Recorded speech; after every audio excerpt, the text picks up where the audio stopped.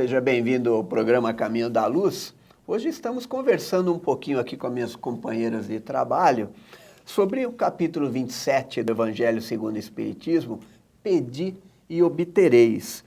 E é interessante, Marlene, que muita gente que chega ao centro espírita, quando vai passar pela orientação, né, Soraya, você que é uma orientadora, então a pessoa fala assim, mas eu não entendo, mas eu não pedi isso para Deus, eu não pedi isso para Jesus, mas por que eu estou passando por isso?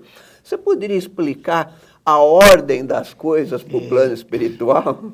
Porque é interessante. Pedir tem várias formas de pedir. Por exemplo, as nossas ações, elas são uma forma de pedir. Por exemplo, eu pratico uma má ação.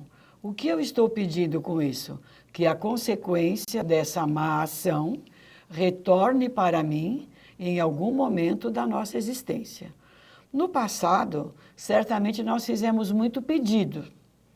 Hoje, nós podemos ser atendidos em algum pedido que nós fizemos lá atrás. De que forma nós pedimos, por exemplo? Causando um prejuízo para alguém. Se eu causei um prejuízo para você, Carlinhos, eu pedi que a lei de causa e efeito, ela possa acontecer, não é? Quando há uma certa confusão no ação e reação e no causa e efeito. Mas nós entendemos que toda ação tem uma reação. Se eu tiver uma ação que cause a mim um prejuízo no âmbito espiritual, em outras existências, eu espiritualmente trarei aquela lacuna, aquela marca, aquela situação que eu vou colher aquilo que através do que eu pensei, do que eu senti, do que eu fiz, eu automaticamente é como se eu estivesse pedindo. Nós confundimos achando que pedir é só o momento que eu estou em oração. Eu estou em oração pedindo. Então, eu vou sempre pedir coisas boas para mim. Mas quando eu faço alguma coisa ruim para o meu semelhante, eu estou pedindo indiretamente que eu colha o resultado daquele meu comportamento. Por isso, nós temos que ficar atentos. A semeadura é livre, a colheita é obrigatória.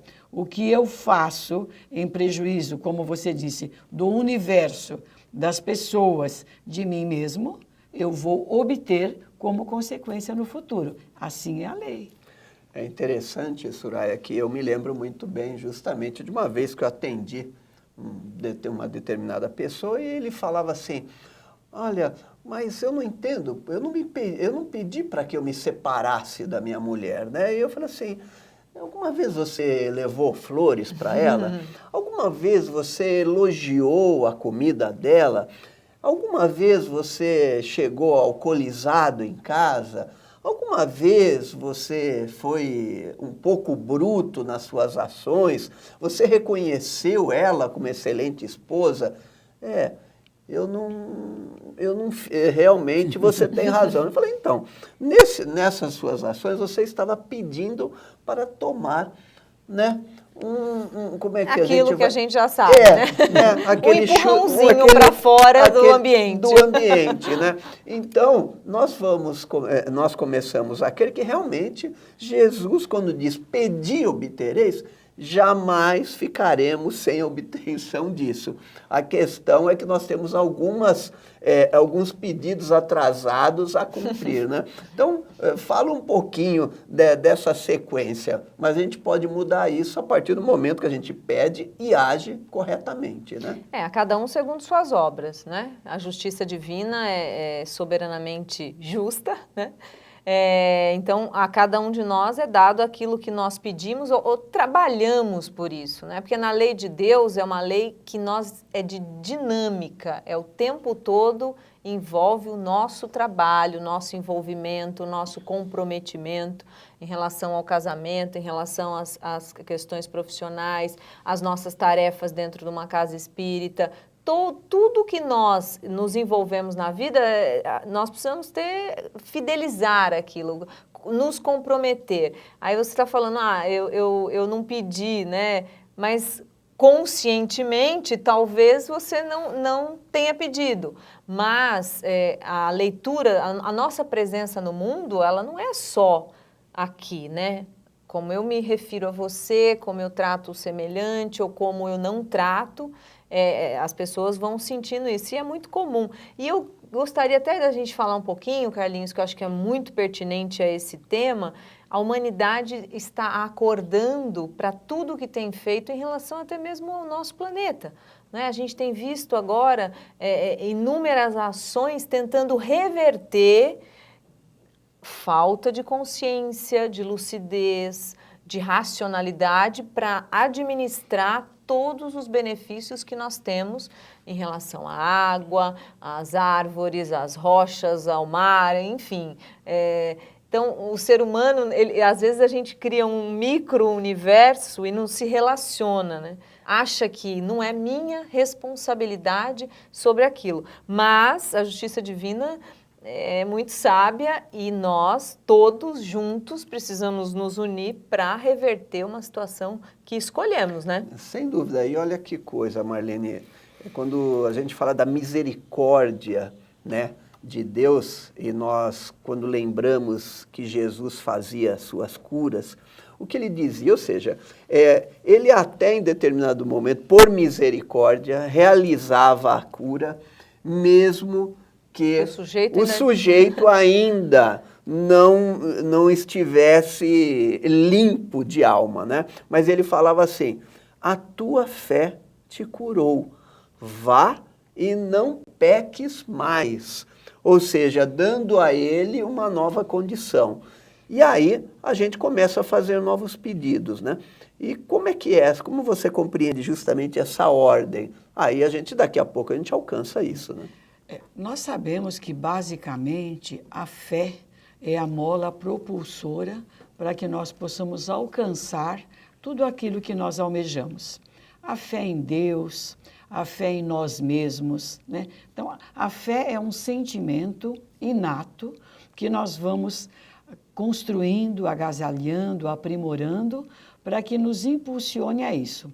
Quando Jesus nos fala, a tua fé te curou, ele já nos mostra que sem fé não se consegue nada.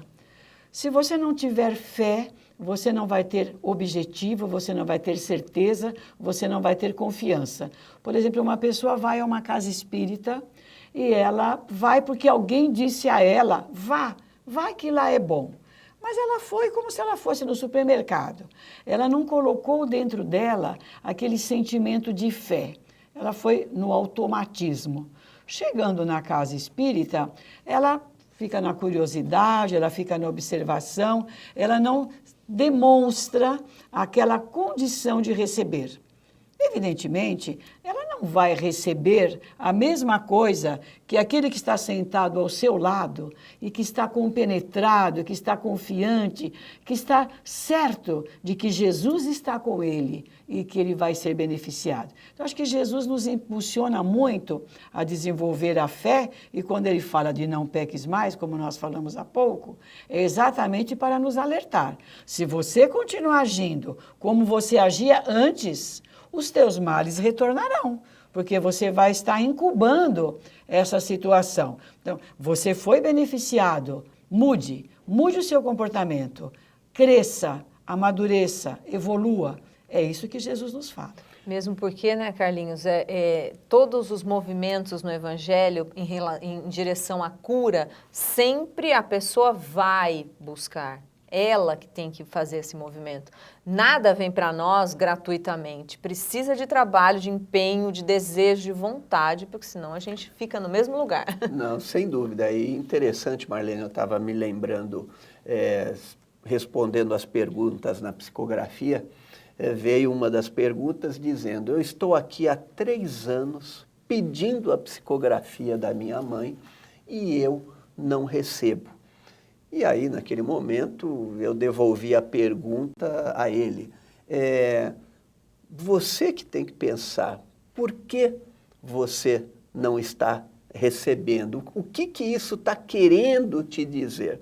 Bem, eu encerrei, quando foi no outro mês, na psicografia, veio a primeira vez a carta da mãe dele. E a mãe dele respondia, querido filho, desculpa se eu te fiz esperar 3 anos pela minha mensagem. Mas se você tivesse recebido essa mensagem na primeira psicografia, você não estaria aqui. Você não teria realizado em você a modificação que eu gostaria que fosse feita.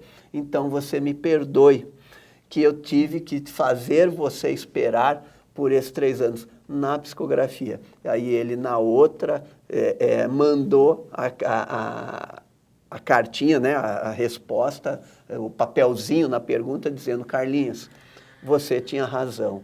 Havia um motivo de eu não receber. Ou seja, às vezes nós não compreendemos o nosso pedido, né? Porque a sabedoria maior, ela nos envolve e nos dá um caminho. Aguarde aí que a gente vai continuar batendo esse papo gostoso sobre pedir e obtereis.